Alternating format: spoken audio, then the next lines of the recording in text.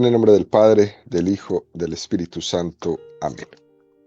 Ven, Espíritu Santo, y llena los corazones de tus fieles y enciende en ellos el fuego de tu amor. Envía tu Espíritu Creador y se renovará la faz de la tierra. Estamos estudiando el Catecismo de la Iglesia Católica, su primera parte, la profesión de la fe.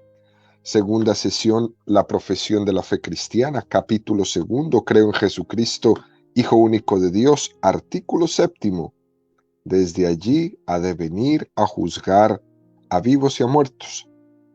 Estamos en el artículo séptimo, en su primer apartado, donde el Catecismo ha dedicado esta semana 10 números a profundizar el tema general que tiene como título Volverá en gloria. El día de hoy vamos a profundizar en estos 3 números, del 675 al 677, con el tema La última prueba de la Iglesia. En el libro del Apocalipsis se habla de esta última prueba al final de los tiempos.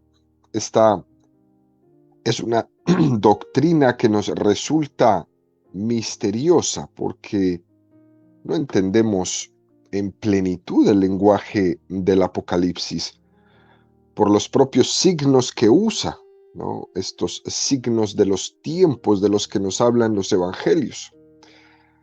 Por la complejidad del tema, también la Iglesia siempre quiere explicar y describir estas cosas que son tan profundas de una manera sobria, de una manera delicada, nunca con el afán de escandalizar al pueblo de Dios, menos de generar ningún tipo de miedo. Si en algo se caracteriza la doctrina del Catecismo de la Iglesia Católica, es por esa delicadeza y esa sobriedad, para no dar pie a comentarios que quieran solamente saciar curiosidades morbosas, sino más bien que la Iglesia siempre ha querido atenerse a aquello de lo que tenemos certeza por la revelación y de lo que tenemos certeza por la tradición, pero nunca haciendo elucubraciones o menos inventando cosas, como incluso lo comentamos el día de ayer. Otra de las cosas que caracteriza el catecismo es que ilumina a través de los textos sagrados más oscuros, de esos textos sagrados que no son tan claros, que es muy propio del lenguaje de las sectas, hacer de los textos más oscuros de la Sagrada Escritura los textos centrales de su doctrina, tratando de iluminar todo desde textos difíciles de entender. La Iglesia no. La Iglesia toma los textos difíciles y los ilumina desde los textos fáciles. De eso es lo que se trata. Número 675 del Catecismo de la Iglesia Católica dice: antes del advenimiento de Cristo, la Iglesia deberá pasar por una prueba final que sacudirá la fe de numerosos creyentes.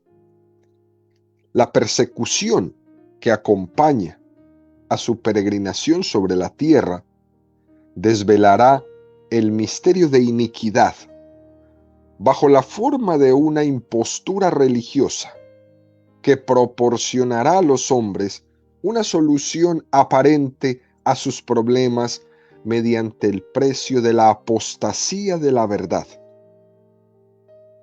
La impostura religiosa suprema es la del anticristo, es decir, la de un pseudo-mesianismo en el que el hombre se glorifica a sí mismo, colocándose en el lugar de Dios y de su Mesías venido en la carne. Nos hemos encontrado, queridos amigos, aquí con un número que es precioso, pero que además es un número durísimo a nuestros oídos. Lucas 18:8. Os digo que les hará justicia pronto, pero cuando el Hijo del Hombre venga, ¿encontrará fe sobre la tierra? Es una frase muy misteriosa de Jesús, pero parece que hace referencia a que habrá una prueba muy grande en la fe de muchísimas personas. Y es lo que estamos viviendo. Hoy es más fácil salir corriendo a unirse a cualquier secta o a cualquier propuesta religiosa que solo nos diga lo que queremos escuchar según nuestros gustos, que perseverar en la fe de Jesucristo. Lo más fácil es salir corriendo. Lo más fácil es ir a encontrarme un pastor que me diga lo que me gusta, como me gusta y a la hora que me gusta. Que no me obligue, más bien que me acolite todo mi pecado, diciendo que Dios me ama así de pecador. Pero que no me invite a nada.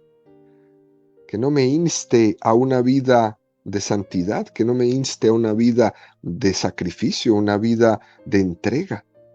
Eso es lo más fácil. Y dice Jesús, cuando yo venga, ¿encontrará fe sobre la tierra? Mateo 24:12. Oiréis también hablar de guerras y rumores de guerras. Cuidado, no os alarméis, porque eso es necesario que suceda, pero no es todavía el fin. Pues se levantará nación contra nación y reino contra reino, y habrá en diversos lugares hambre y terremotos. Todo esto será el comienzo de los dolores del alumbramiento.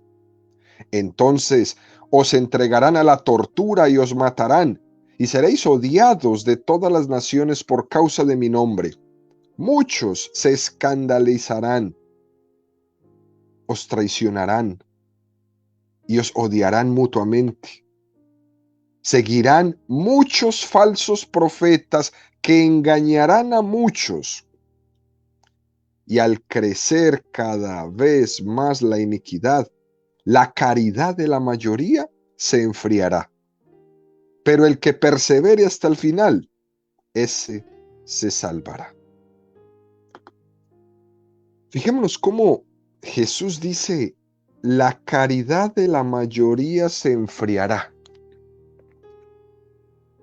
Eso hace referencia a que una prueba final en la que será sacudida la fe de numerosos creyentes es en que no volveremos a ser caritativos, que no nos amaremos, que no nos importará lo que suceda a nuestro alrededor. Tiempos duros, tiempos recios, tiempos contrarios a la fe, tiempos que nos dicen que estamos en la prueba final antes de la llegada de Cristo. La persecución que acompaña este momento va a desvelar el misterio de la iniquidad, va a desvelar la fuerza del mal. Lucas 21:10-13. Entonces les dijo, se levantará nación contra nación y reino contra reino. Habrá grandes terremotos, peste y hambre en diversos lugares. Habrá cosas espantosas y grandes señales en el cielo. Pero antes de todo esto, os echarán mano y os perseguirán, entregándoos a las sinagogas y cárceles, y llevándoos ante reyes y gobernantes por mi nombre. Esto sucederá para que deis testimonio. Juan 15:18-20. Si el mundo os odia, sabed que a mí me ha odiado antes que a vosotros. Si fuerais del mundo, el mundo amaría lo suyo. Pero como no sois del mundo, porque yo al elegiros os he sacado del mundo, por eso os odia el mundo.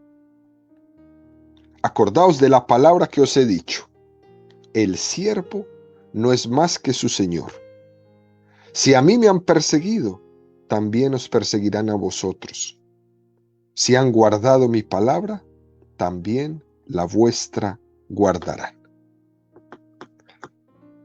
En consonancia con estas palabras finales, el Señor anuncia persecución a sus discípulos, porque su espíritu no es de este mundo, porque los que pensamos distinto a este mundo caemos mal en todas partes. Y en la medida en el que el mundo se aparta de Dios, la consecuencia lógica es que venga la persecución, es que nos odien, es que nos rechacen. Los testigos de Cristo molestamos a todos, porque es que la luz molesta a todo el que vive en tinieblas. A todos les molestamos. San Juan Pablo II, en el año 2000, hizo una referencia muy interesante, ¿no? En ese gran jubileo del nuevo milenio, el Papa San Juan Pablo II expresó que el siglo XXI era el siglo de los mártires. Dijo, jamás la iglesia había tenido tantos mártires en su historia como en el siglo XXI. Nosotros cuando hablamos de los mártires, normalmente pensamos siempre en los primeros 3 siglos de la iglesia, ¿no? Cuando los romanos perseguían a los cristianos. Pero sin embargo, queridos amigos, cuantitativamente hablando, jamás la iglesia había tenido tantos mártires como en el siglo XX, el cual nosotros presenciamos.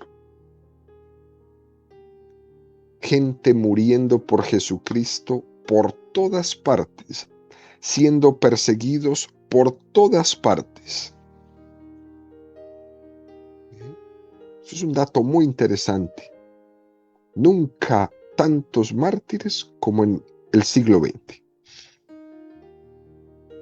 Y sigue el catecismo diciendo que esta persecución será una manifestación del poder del misterio de la iniquidad. Y nos dice que será de una forma de impostura religiosa, que es la impostura religiosa suprema, que es la del anticristo. Qué palabra tan dura, anticristo. La palabra impostura religiosa no es muy popular entre nosotros, pero se refiere a la rebeldía religiosa. Fijémonos en lo que sucede hoy día con nuestros jóvenes, los adolescentes, ¿no? Yo no quiero nada de religión, es lo que nos dicen. Yo no quiero nada de religión. Esa rebeldía religiosa, es decir, es como un pseudomesianismo en el que el hombre se glorifica a sí mismo. Cuando el hombre dice, yo no quiero, yo no necesito, yo no quiero, no tengo y no deseo nada que ver con Dios, lo que está haciendo es colocándose en el lugar de Dios y de su Mesías. Y saben, lo más interesante es que así es como el catecismo define el anticristo. Así define el catecismo el anticristo. Lo más morboso es lo de interpretar que el anticristo es un personaje concreto. Por ejemplo, en el cine, en las novelas, siempre se quiere hablar del anticristo como a una persona en concreto. Incluso las sectas hablan de esto y le ponen nombres y apellidos. Le ponen el nombre de un político que es el anticristo. Incluso, ¿no? Le ponen el nombre del Papa, ¿no? El Papa es el anticristo. Hemos escuchado esto por todas partes. Sin embargo, el catecismo, cuando habla del anticristo como una mentalidad, como una opción del hombre, como una cultura contraria a Dios. En definitiva, el anticristo es el propio Satanás que ejerce su influencia sobre la cultura, sobre los hombres, sobre el pensamiento, sobre el devenir de la historia.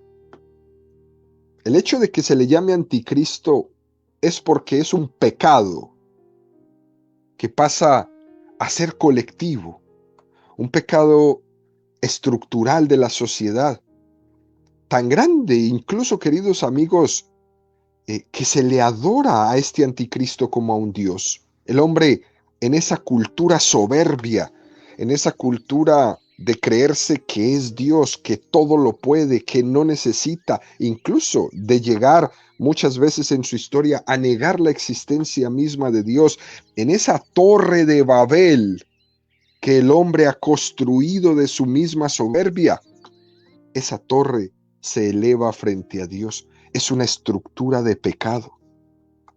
Ese es el anticristo. El hombre ha sido creado para dar gloria a Dios. Por tanto, el anticristo es lo contrario a la vocación para la que hemos sido creados. El anticristo es el que no da gloria a Dios, sino que se da gloria a sí mismo. Ese es el anticristo. Dejémonos de estar buscando personajes, dejémonos de estar buscando personas con nombre y apellido, dejemos de estar echándole la culpa a una sola situación como anticristo. No, el anticristo es el que no da gloria a Dios, sino que se da gloria a sí mismo. Y puedo ser yo, y puede ser mi mamá, y puede ser mi papá, y puede ser mi hijo, y puede ser mi tío, y puede ser el cura, y puede ser la monja, y puede ser cualquiera. Todo aquel que no dé gloria a Dios es un anticristo. El anticristo es el que pretende ser como Dios. Muchas veces escuchamos discursos de grandes inventos científicos que van a ayudarle a la humanidad a ser mejor, a perpetuarse sobre la tierra. Pero detrás de esos discursos algunas veces encontramos tanta soberbia que pretendería que todos estos inventos quieren reemplazar la presencia de Dios en el mundo. ¡Cuánta soberbia! Es el pecado original llevado a las últimas consecuencias. El anticristo es el que pretende ser como Dios. ¿Recuerdan en el jardín del Edén cuando se les dice: si comes de este árbol del bien y del mal, seréis como Dios? Esa es la tentación que la serpiente le pone a Adán y Eva enfrente de sus ojos, y aquello sonaba muy bueno. Si comes de este árbol del bien y del mal, seréis como Dios. Nadie te va a decir a ti lo que es bueno y lo que es malo. Tú lo vas a decidir. Fijémonos que es la tentación de hoy.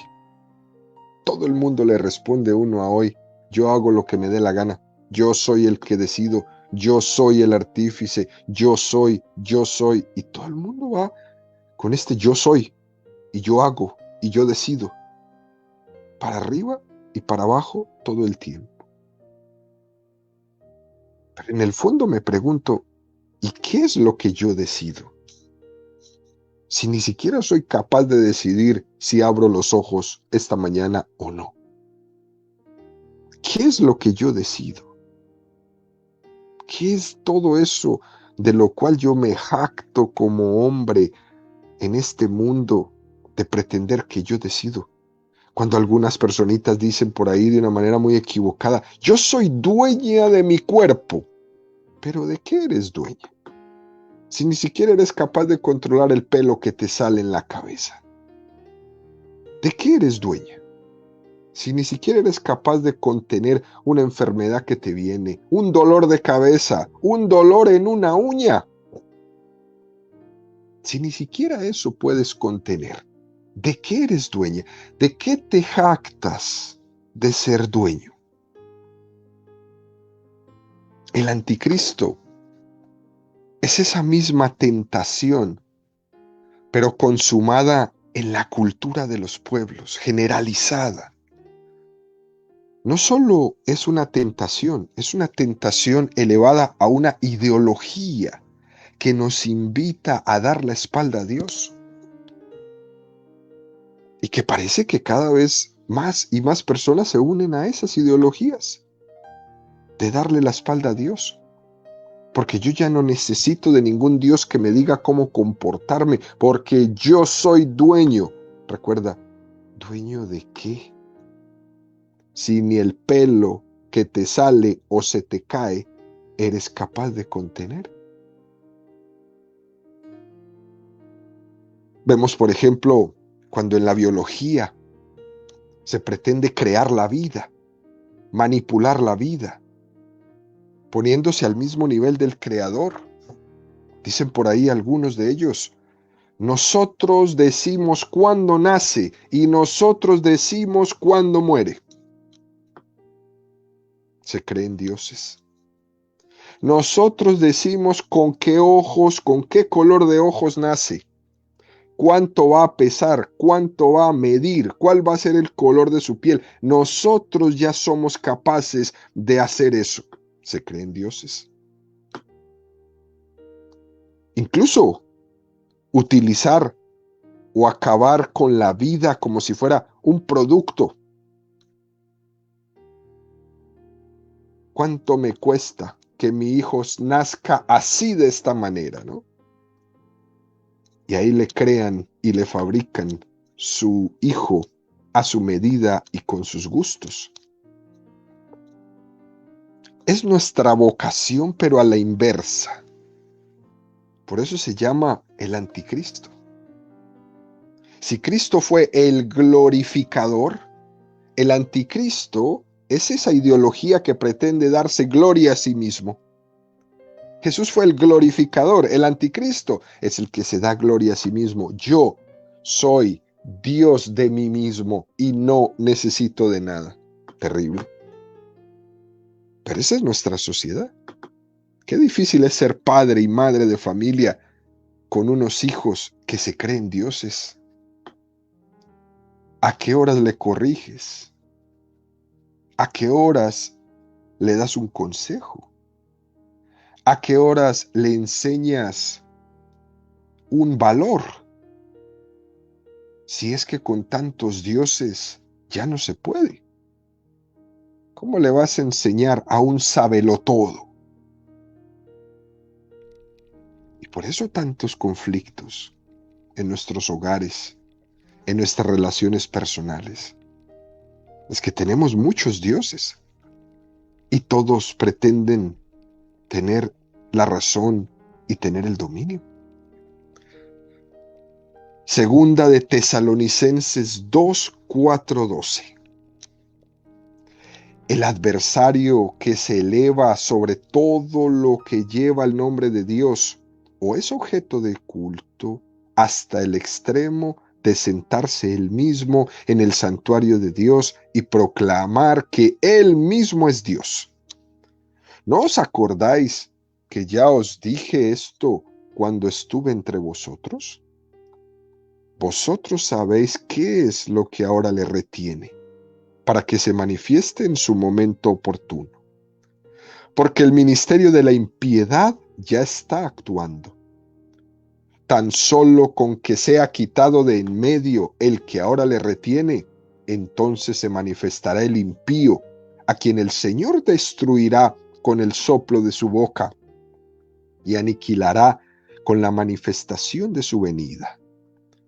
La venida del impío estará señalada por el influjo de Satanás, con toda clase de milagros, señales, prodigios engañosos y todo tipo de maldades que seducirán a los que se han de condenar por no haber aceptado el amor de la verdad que les hubiera salvado. Por eso Dios les envía un poder seductor que les hace creer en la mentira, para que sean condenados todos cuantos no creyeron en la verdad y prefirieron la iniquidad. Hay un poder seductor de la mentira. Dice que ese adversario se eleva hasta el extremo de sentarse él mismo en el santuario de Dios y proclamar que él mismo es Dios. ¿Cuántos dioses hoy día, queridos amigos? Primera Tesalonicenses 5, 1, 3. En lo que se refiere al tiempo y al momento, hermanos, no tenéis necesidad que os escriba. Vosotros sabéis perfectamente que el día del Señor ha de venir como un ladrón en la noche. Cuando digan paz y seguridad, entonces mismo de repente vendrá sobre ellos la ruina, como los dolores de parto a la que está encinta, y no escaparán. Primera de Juan 4, 2, 3. ¿Podréis conocer en esto el Espíritu de Dios? Todo espíritu que confiesa a Jesucristo, venido en carne, es de Dios. Y todo espíritu que no confiesa a Jesús no es de Dios, es del anticristo, el cual habéis oído que iba a venir. Pues bien, ya está en el mundo. Los que no hablan claramente de la encarnación del Dios hecho hombre, ese fue el primer anticristo. O primera de Juan 2, 18, 22. Hijos míos, es la última hora. ¿Habéis oído que iba a venir un anticristo? Pues bien, muchos anticristos han aparecido, por lo cual nos damos cuenta que es ya la última hora. Salieron de entre nosotros, pero no eran de nosotros. Si hubiese sido de los nuestros, habrían permanecido con nosotros. Pero sucedió así para poner de manifiesto que no todos son de los nuestros. En cuanto a vosotros, estáis ungidos por el Espíritu Santo y todos vosotros lo sabéis. Os he escrito, no porque desconozcáis la verdad, sino porque la conocéis y porque ninguna mentira viene de la verdad. ¿Quién es el mentiroso sino el que niega que Jesús es el Cristo? Ese es el anticristo, el que niega al Padre y al Hijo. La Sagrada Escritura dice las cosas tal cual son, quitando toda especie de curiosidad. Fijémonos lo que dice: muchos anticristos han aparecido. ¿Y cuáles son todos esos muchos? Y nos lo responde inmediatamente: el que niega que Jesús es el Cristo, ese es el anticristo.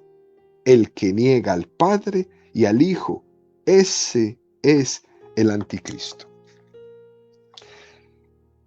Continúa el catecismo en el número 676 y nos dice: esta impostura del anticristo aparece esbozada ya en el mundo cada vez que se pretende llevar a cabo la esperanza mesiánica en la historia, lo cual no puede alcanzarse sino más allá del tiempo histórico a través del juicio escatológico.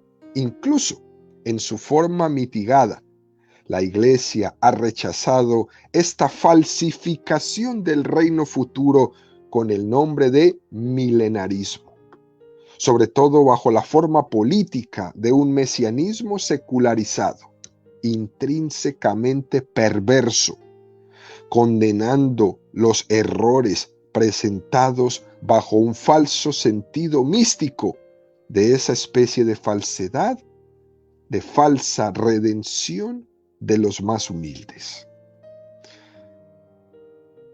Aquí el catecismo en este número se refiere a que la Iglesia ha rechazado siempre todas esas falsas interpretaciones sobre el anticristo, esa conocida como milenarismo, ¿no? Según esto, Cristo vendrá a reinar físicamente en la tierra por 1000 años, y al final de los cuales regresaría al cielo. Esta doctrina ha sido rechazada por la Iglesia. Es una doctrina que está basada en el Apocalipsis 21:5, que dice: luego vi a un ángel que bajado del cielo, y tenía en su mano la llave del abismo y una gran cadena. Dominó al dragón, la serpiente antigua, que es el diablo y Satanás, y la encadenó por 1000 años. Le arrojó al abismo, lo encerró y puso encima los sellos para que se seduzca más a las naciones hasta que se cumplan los 1000 años. Después tiene que ser soltado por poco tiempo. Luego vi unos tronos y se sentaron en ellos, y se les dio el poder de juzgar. Vi también las almas de los que fueron decapitados por el testimonio de Jesús y la palabra de Dios, y a todos los que no adoraron a la bestia ni a su imagen, y no aceptaron la marca en su frente o en su mano. Revivieron y reinaron con Cristo 1000 años. Los demás muertos no revivieron hasta que se acabaron los 1000 años. Es la primera resurrección. Este, que es un texto del Apocalipsis muy misterioso, la Iglesia no lo toma para dar doctrinas erróneas y falsas, sino que lo interpreta a la luz de otros textos que nos iluminen. A raíz de lo que dice esto de los 1000 años, que va a generar esta tendencia, esta doctrina errónea que se llamó milenarista, tenía dos versiones. Unos decían que Jesús vendría antes de la parucía para reinar 1000 años, donde el mundo viviría en paz. Y la segunda versión decía que cuando Cristo venga en la parucía al final de los tiempos, todos resucitarán y Cristo establecería en la tierra un reinado material y espiritual, reinando físicamente durante 1000 años. Y al final de esos 1000 años, los justos irán al cielo y los condenados al infierno. Bueno, pues estas dos teorías son completamente erróneas.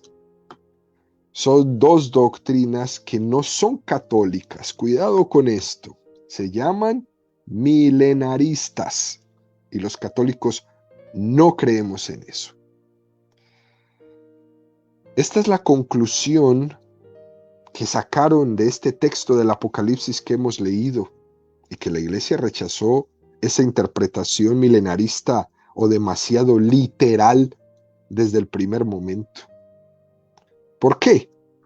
Porque, como hemos dicho siempre en nuestras catequesis, la Sagrada Escritura se tiene que entender toda en su conjunto. La interpretación que la Iglesia ha hecho de este texto es otra. En el lenguaje hebreo, 1000 años significa un tiempo largo pero indefinido. Para Dios, 1000 años son como un día, y un día como 1000 años.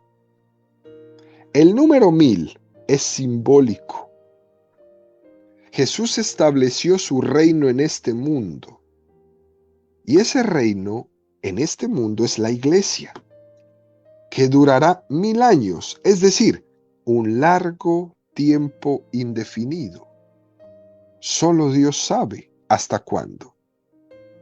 Se trata de un reino espiritual y humilde, como la semilla de mostaza que ha de crecer. No es un mesianismo material como proclama el comunismo, por ejemplo. Darles de comer a todos, que todos sean ricos, como proclama y como lo han usado los políticos hoy día. Incluso como lo esperaban algunos. Incluso como muchas de las cosas en la historia se han hecho esperando ese resultado. El Apocalipsis se está refiriendo al combate espiritual contra las fuerzas del demonio y del mundo rebelde. Y eso es lo que está teniendo lugar, sin que tengamos que estar esperando cosas raras. Es nuestra lucha en contra del demonio. Siempre ha estado Jesús presente en la iglesia y reinando en ella frente al misterio del mal. Y la fe católica, que nos viene desde los apóstoles, nos enseña que la segunda venida de Cristo, la parusía, será gloriosa, visible y definitiva para todos, que marcará el fin de la historia y del tiempo, no el inicio de 1000 años más de un reinado en la tierra. A ver qué pasa. En esa segunda venida de Cristo, toda la humanidad será juzgada, y los buenos irán al cielo y los condenados irán al infierno, pero no habrán 1000 años más de oportunidad para nadie. Por tanto, la parusía, la segunda venida de Jesús, no es una venida temporal. Por eso la iglesia descarta inmediatamente esta tendencia, esta doctrina del milenarismo, porque es que Jesús no volverá en el tiempo. Muy interesante esto, queridos amigos, para tenerlo presente. Nosotros que estamos muchas veces atacados por todo tipo de mentalidades y todo tipo de propuestas, ¿no? No tenemos que pensar en cosas raras sobre el anticristo. Lo tenemos más cerca de lo que pensamos. Lo tenemos en nuestra cultura, para manifestar que la dignidad del hombre tiene que suprimir a Dios. No. Lo que más nos dignifica es tener a Dios con nosotros, no sacarlo de nuestra sociedad. Y eso lo tenemos que traer siempre presente en nuestra vida. Por último, el número 677 dice: la iglesia solo entrará en la gloria del reino a través de esta última Pascua, en la que seguirá a su Señor en su muerte y en su resurrección. El reino no se realizará, por tanto, mediante un triunfo histórico de la iglesia en forma de un proceso creciente, sino por una victoria de Dios sobre el último desencadenamiento del mal, que hará descender desde el cielo a su esposa.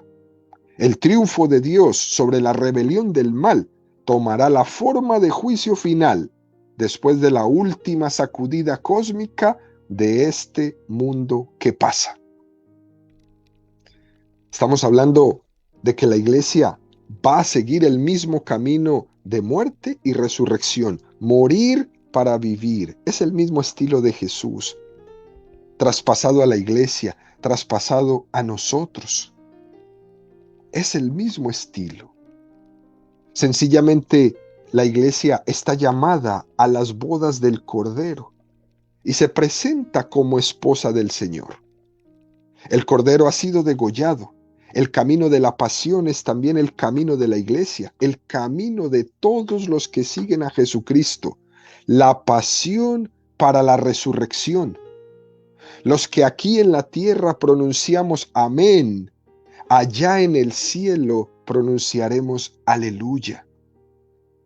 Dice San Agustín: amén a la voluntad de Dios aquí, para que sea el aleluya de la resurrección allí. El reino no se va a realizar en un triunfo histórico de la iglesia. Más bien va a ser la fuerza de Dios que la venza. En la última instancia, va a vencer el dominio del mal. Decíamos ayer en la catequesis que en la Sagrada Escritura dice que Satanás es el príncipe de este mundo, pero también dice que Cristo es el rey del universo. Y la realeza de Cristo está por encima del principado de Satanás. En definitiva, el triunfo de Dios tiene un nombre: el juicio final. No solo es la retribución de cada uno de nosotros antes de la plena victoria de Dios, es la demostración última de que el bien tiene la última palabra.